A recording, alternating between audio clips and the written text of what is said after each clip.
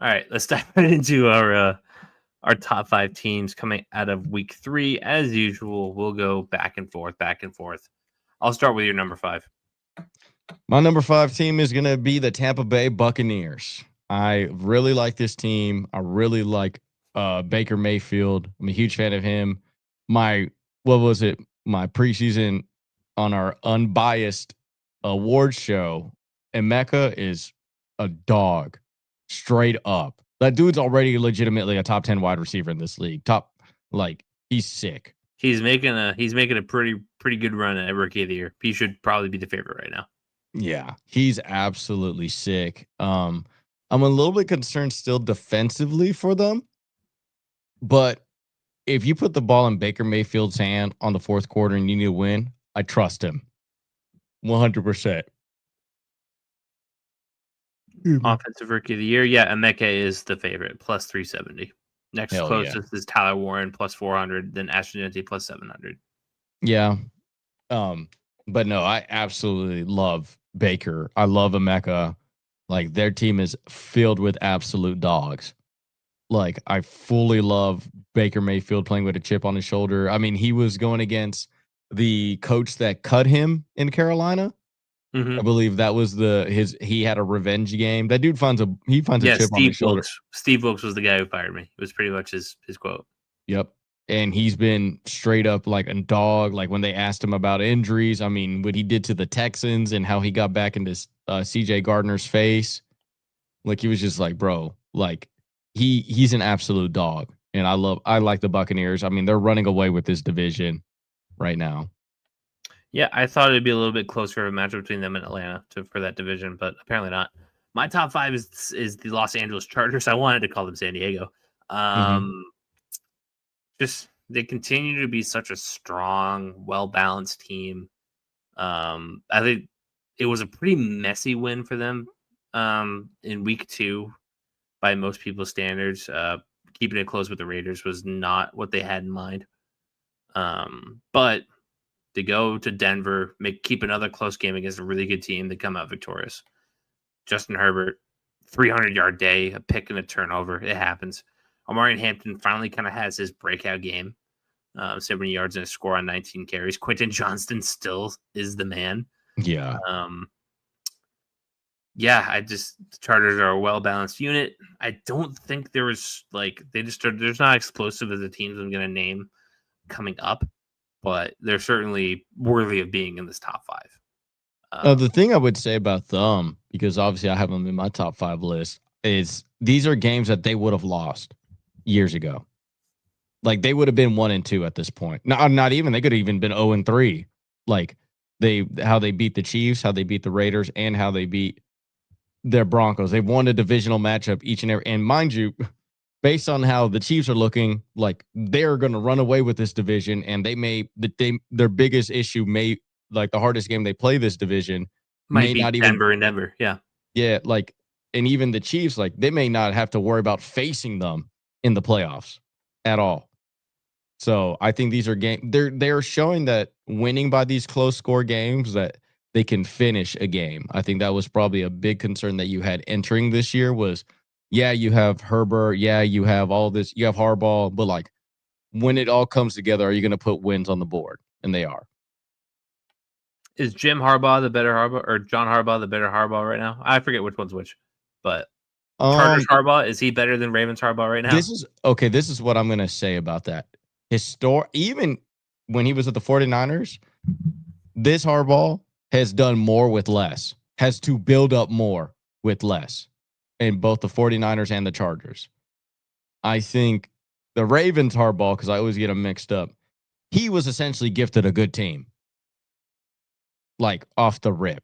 That team was a very good team.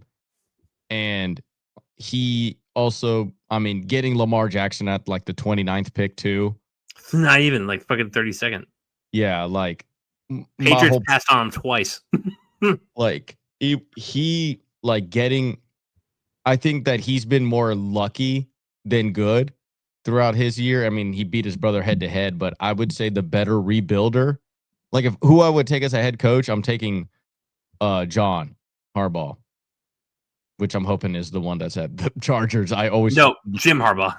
Jim Harbaugh. All right, if you want to say it right for the clip, I'll let you No, I'll let you reboot. I will take khakis Harbaugh over Ravens Harbaugh every single time. I think, and also look what he did. And he's also had way better rebuilding in college. He's rebuilt every team he's ever been into college with, and he has he maximizes the talent that he's with.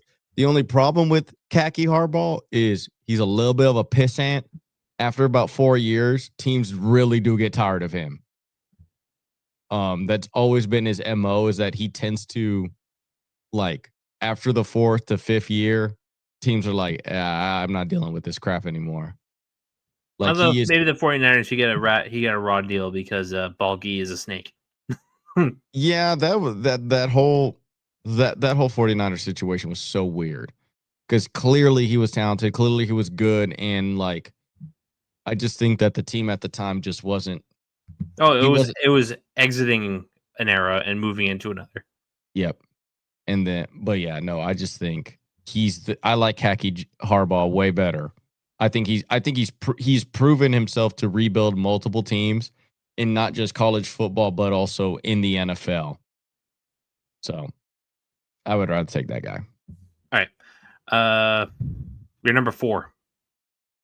I got the Colts. They just keep winning, and they just keep winning in high quality fashion. The only concern that I would say about the Colts is they are really beating up on really bad teams.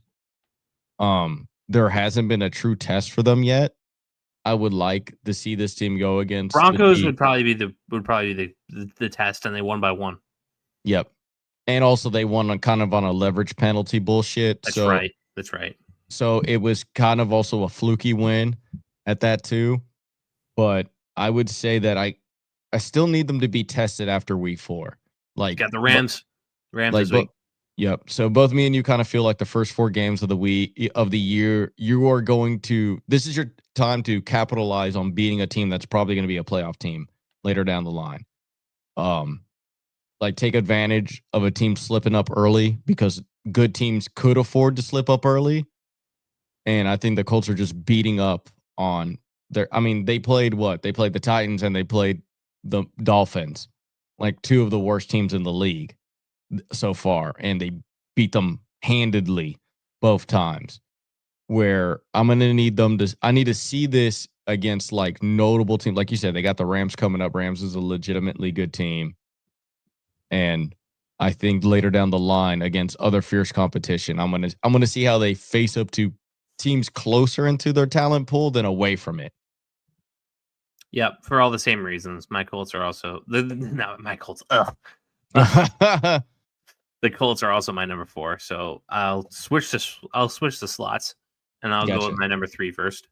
The Detroit Lions are my number 3. Maybe recency bias, because we are just coming off of their, what was the final score of that? 38-30. 38-30 win against the Ravens. Each running back had 2 touchdowns. Amon-Ra St. Brown, 7 for 77 and a score. Jared Goff, pedestrian, 20-28, 202 and a touchdown. They outlasted Lamar Jackson's 3 scores. Derrick Henry's 50-yard and a touchdown. Mark Andrews having a little bit of a renaissance with 2 scores.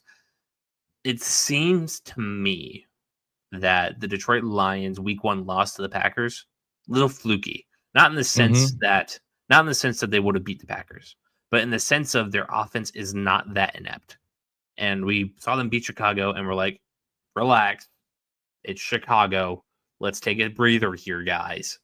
And then they just go and whoop ass in Baltimore against one of the better teams in the NFL. Like, sure, you can have your questions about John Harbaugh, but the Ravens are the Ravens. You go into Baltimore Monday night, they're wearing the black uniforms. Lesser teams crumble. They didn't. They stood tall. They kicked ass. Put up 38 points on the Ravens. I'm sorry. Every year, I'm going to be like, that's an accomplishment. Yeah. So the Ravens are the Lions are my number 3, pretty convincingly. We'll see what happens next week when they take on the Browns. Should be a win. My number 3 team is the Chargers. A little bit higher on them because they're winning divisional opponents. They are literally gaining so much ground right now. You are 3-0, and you have a division lead against every team in your division. You're already While, 500 in the division, yeah. yep. So on top of that, like the Raiders All lost, road games except for the first one counts as a home game. which is still a road game. You won all games away from home. You have yet to play a home game, and you're out here dominating and winning games that they probably would have been losing last year or the year before. I like this team a lot. I really do. Like I said, they'd be up more for me if they won a little more convincingly, if they were a little more explosive. But you don't need to be. Mhm. So I So think yeah, anywhere between 3 and 5 is debatable. But I think the top two is the top two. yeah, that's without a doubt. The Eagles are number 2. Just probably top down on paper, the best roster in the NFL, and they're playing like it. Yep. And on top of that adjustment of opening up the passing game and making Jalen Hurts look actually good. I was kind of a little bit concerning of their offense because I was like, is he not good this season passing the ball? And then all of a sudden, Jalen Hurts just proved that he can actually pass the ball. AJ Brown proved that he can actually still play wide receiver in this league. And bro, the 2 blocked field goals in this game by both their Georgia defensive tackles, like, and one of them was returned for a touchdown by Jordan Davis. Absolutely sick. This team is too good. Too good. But they are runner up to our number 1 Buffalo Bills. Yeah, Josh Allen's MVP. Like, that's best quarterback in the league. Yeah, best quarterback in the league right now. I mean, I love him. I love Cook. Their wide receivers are looking good despite the off-field concerns they've had for the last 2 seasons that they don't have wide receivers. Their tight ends are looking good as well too. Really well. Joey Bosa is looking good as well for that team. I mean, complete team right now. Very complete team. It's like it just looks like right now we're looking for a Bills Eagles Super Bowl matchup. Yeah, for sure. And I think everybody would be pretty excited about that. Yep. Besides, maybe we get the Eagles out of there. I mean, as long as we address the fact that they're jumping off sides and the fact that the tush push is based on the letter of the law in the NFL is an illegal move. Would you rather left the Lions in the Super Bowl or the Eagles? Eagles. I think the Lions. Every time I think of the Lions, I just think of poverty franchise. Well, like they're starting to beat those allegations. Kind of, but I don't know. It's like it's such a weird thing. Like the Lions. Listen, Dan Campbell. I'm annoyed by him as much as the next guy, but like I don't mind him as a head coach. I just more like their uniforms are low key trash. The team has always been trash. I see. Like they look aesthetically non-pleasing, even though they play very aesthetically pleasing football. It's so weird. So you're saying that we just need to give them a little bit of a makeover and we'll be sitting pretty. Yeah, because I think like the Detroit Lions, I mean, I think of 0-16. I think of how many times they've been a joke. Like wasted 2 Hall of Fame careers. Maybe 3, like Stafford, Johnson, and Barry. Yep. And I just like it's so like that's how I look at them. It's just like I would when I see them get off the bus, I would never take that team serious. Like I was like, oh, they're the Detroit Lions. And it's so weird because they won the division and they were the number 1 team in the NFC last year. But I would have never guessed that. But I just also think the Eagles are just a little bit more complete team. Like they are their defensive line, I absolutely love. The Eagles are the kings of the NFC until proven otherwise. Mm-hmm. Right. So 2 out of the last 3 Super Bowls they've been in. And then like it just seems like if the Niners are not competitive, it's their conference. Mm-hmm. Yep. So, but yeah, no, I think Bills Eagles is going to be a great Super Bowl. I mean, Josh Allen needs to be in a Super Bowl. Like I think a lot of people need to showcase that talent. And this is the narrative that I want to address to people. Oh, Josh Allen can't win big games. He's put his team in the best position to win games. He cannot play defense. Josh Allen is not the reason that the Bills can't beat the Chiefs. If anything, he's overcome. A conversation that we could have is that he is overcome despite the lack of wide receiver and lack of offensive talent that they have surrounded him. in comparison to other teams like the Chiefs, for instance, who I think Josh Allen does more with less compared to Patrick Mahomes. You certainly could make that argument for sure. Like Josh Allen has always set up his team to be in a winning position. I mean, it's also a narrative about Tom Brady. Tom Brady has always put his team in the best position. It is not his fault his defense has let him down in certain Super Bowls. He can't do nothing about that. And I also think, what was it, Tom Brady, the only Super Bowl that he lost that he had the last possession on offense was the Eagles Super Bowl, the second Eagles Super Bowl. Yeah, and that was the hell. Nope, there was two. The Eagles Super Bowl, they lost on a Hail Mary shot, Super Bowl 52. Mhm. Super Bowl 46 was another Hail Mary. Giants. It was but would you three like of them. Fucking three of them.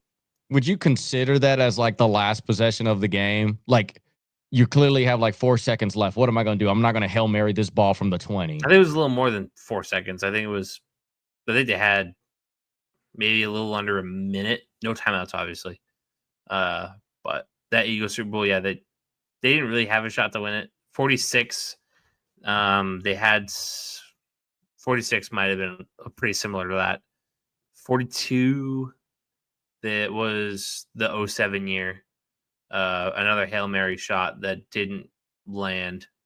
And then the Giants kneeled out. So, yeah. So, like I said, I think like he's just like in that sense of Tom Brady, where it's like he has done everything he could. You're expecting him to all of a sudden create a miracle out of thin air to win. Like, no, he is not going to. Now, granted, I think Josh Allen could throw a Hail Mary from end zone to end zone. I fully believe that. But I think the narrative of him saying that he's the reason why they can't close out games is absolutely blasphemy. I haven't heard that narrative in a little while. Well, yeah, because I think people are starting to come around on like, oh, well, Josh Allen's not the reason they're losing, unlike like Lamar Jackson. Mm-hmm. I've seen Lamar Jackson lose games, literally. But yeah, plenty.